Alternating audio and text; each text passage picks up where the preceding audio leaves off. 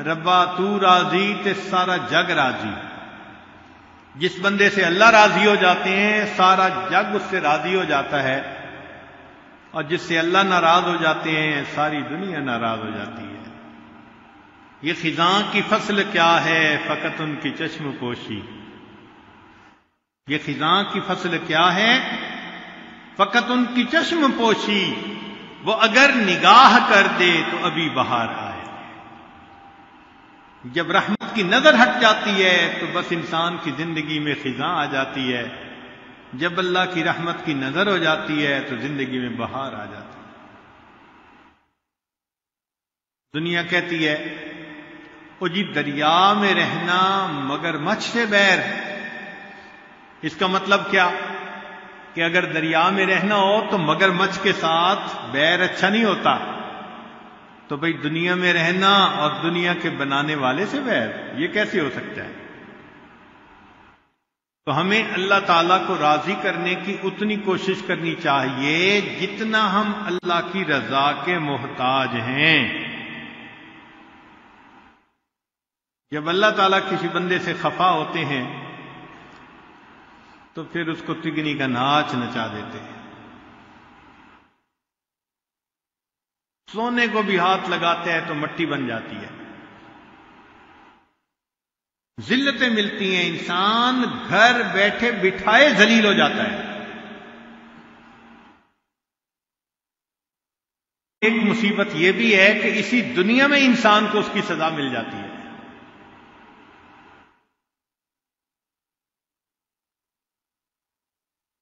ایک first class gazetted officer کا واقعہ ذرا سنا دو بات مکمل کرنے سے پہلے. ایک صاحب تھے گریڈ 21-22 کے، وہ آفیسر تھے، کروڑوں پتی، رشوت کا مال خوب جمع کیا تھا. اللہ کی شان کہ اس نے ایک جگہ پر کوٹھی بنائی اور کوٹھی مسجد کے بالکل قریب تھی. جب وہ وہاں شفٹ ہوئے تو رات کو سوئے ہوئے تھے کہ فجر کی اذان دی مؤذن نے. تو جب سپیکر پہ اذان ہوئی تو اس کی آنکھ کھل گئی. تو یہ بڑا غصے ہوا کہ مولوی صاحب نے میری نیند خراب کر دی.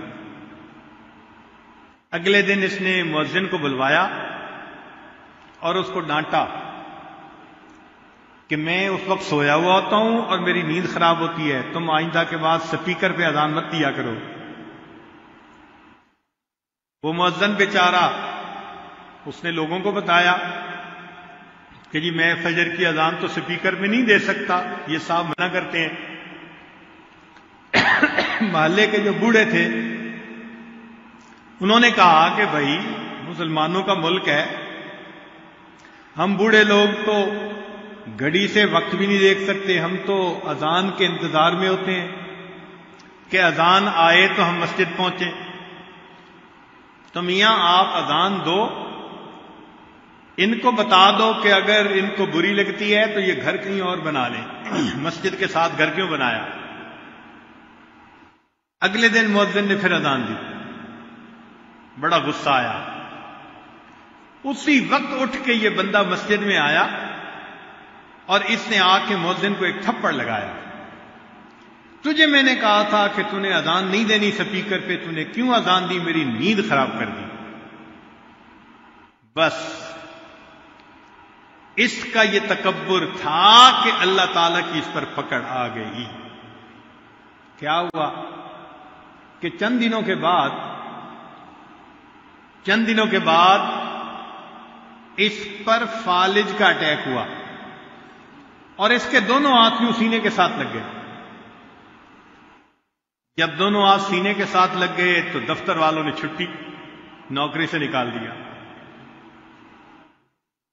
بہت پیسہ خرچ کیا مگر ٹھیک نہ ہوا. گھر آ گیا. اب اللہ تعالیٰ کی شان کہ تھوڑے دنوں کے بعد سیکنڈ اٹیک ہوا اور اس کی جو نیچے کی ٹانگیں تھیں نا وہ بھی ساتھ لگ گئی. دونوں ہاتھ دونوں ٹانگوں پہ پھالے، یہ گوشت کا لوتھڑا، زندہ لاش.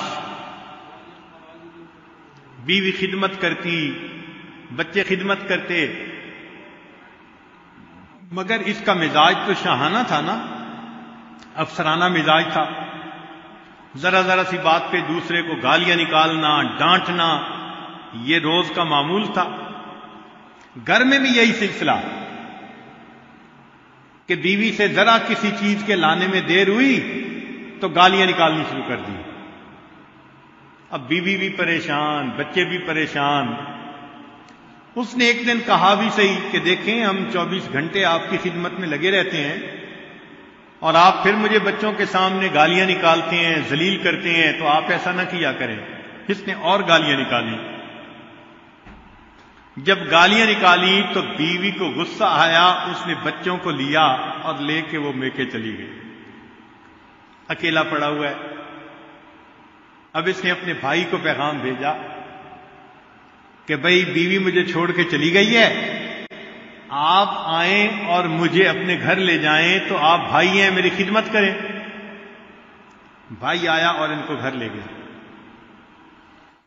اب وہاں بھابھی اور بچوں نے اس کو خدمت شروع کر دی، مگر اس کا ان کے ساتھ بھی وہی رویہ، ذرا ذرا سی بات پہ ڈانٹ ڈپٹ، غصہ.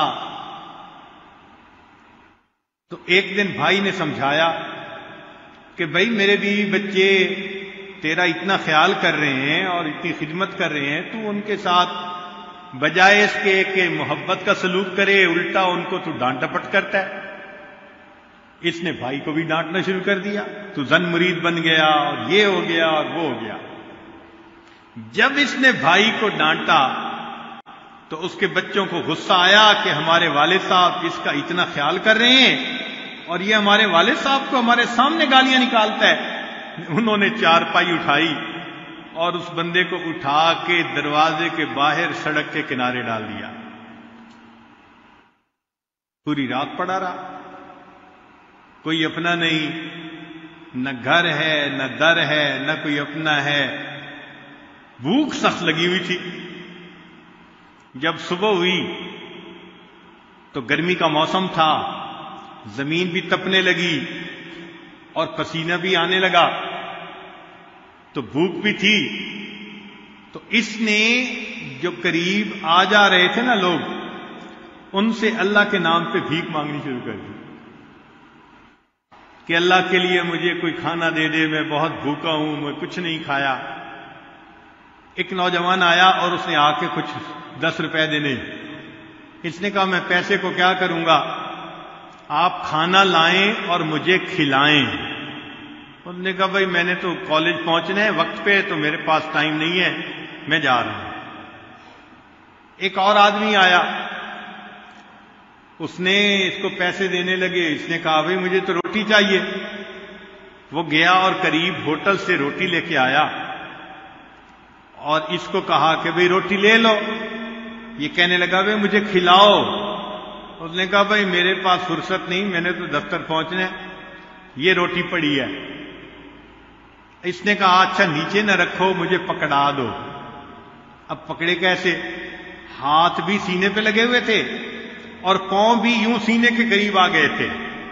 تو پاؤں کے انگوٹھے اور انگلی کے درمیان اس نے روٹی پکڑی اور کتے کی طرح اس روٹی کو توڑ توڑ کے منہ سے کھانے لگا. جس کو مال کا اتنا نشہ تھا کہ اذان کے آنے سے اس کی نیند کھل جاتی تھی اور وہ کہتا تھا کہ تم نے کیوں اذان دی سپیکر پر، آج اس کی یہ حالت ہے کہ اللہ کے نام پہ وہ بھیک مانگ کے کھا رہا ہے اور کتے کی طرح پاؤں میں روٹی کو پکڑ کے منہ سے نوچ نوچ کے کھایا جا رہا ہے. اللہ اکبر کبیرہ.